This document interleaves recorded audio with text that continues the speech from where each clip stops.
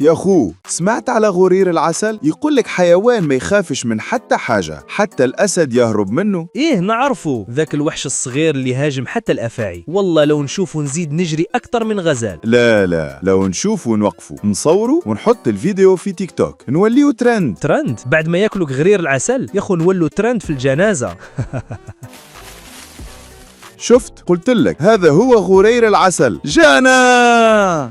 لا تتحرك، راهو يشم ريحتنا. يا ربي رح نتحول لعسل. واه، غرير العسل بعينيه. سيدي غرير العسل، احنا اخوتك في الإنسانية، ما نحبكش نأذوك. يا خو هذا أكيد غرير العسل، ما شفتش وجهه مليح بس كان عنده ديل طويل شوية. استنى، ذيل طويل ووجه مدور وعيون صغيرة؟ إيه يا رجل هذا ماشي غرير العسل، هذا راكون. يا خو ضحك علينا راكون، وأنا كنت نحسب نفسي أتعامل مع أسطورة الغابة. ولا غير نحلف، من اليوم منواجه الأسد وما نواجهش راكون.